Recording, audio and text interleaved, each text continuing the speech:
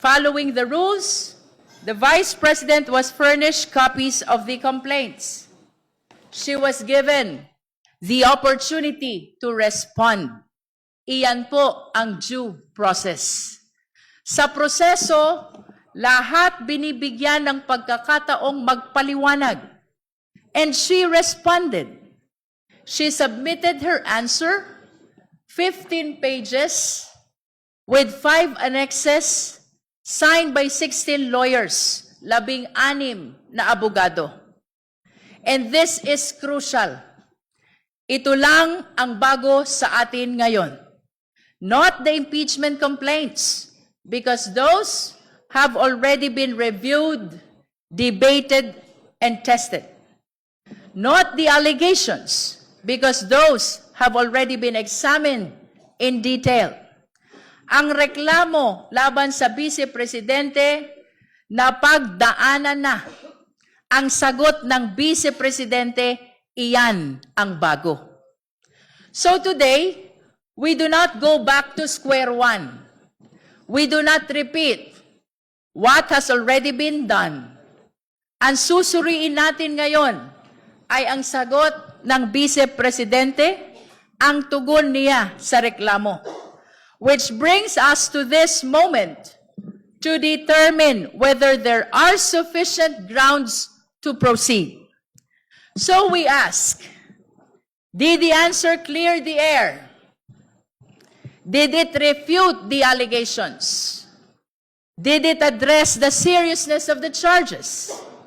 Because remember, when the accusations are heavy, the answer must be heavier. At ito ang sentro ng ating pag-uusapan ngayon. Hindi na ang reklamo, na pag-usapan na natin yan. Ang sentro ngayon ay ang sagot. Kung mabigat ang paratang, dapat matibay ang paliwanag. So we focus, esteemed colleagues, on the answer, on its clarity, on its sufficiency. At higit sa lahat, kung ito ba ay diretsyong sumagot sa mga paratang, not evasion, not generalities, kundi malinaw at direktang pagsagot sa bawat aligasyon. And at the end of the day, we return to the question, now that the answer is before us, do we still have sufficient grounds to proceed?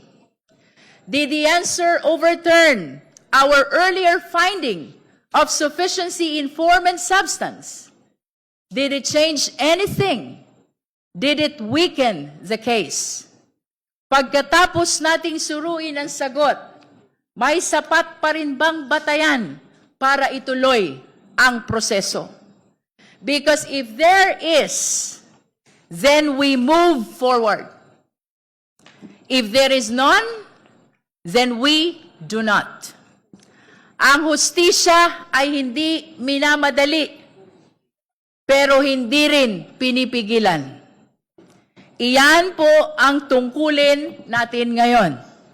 At sa pagtupad natin sa tungkuling ito, manatili tayong nakatuon sa malinaw na tanong at sa malinaw na batas. Dahil sa huli, kung malinaw ang tanong at malinaw ang batas, dapat malinaw din ang ating paninindigan. I wish to reiterate, our agenda today is the determination of the sufficiency of the grounds for impeachment complaints against Vice President Sara Z. Duterte.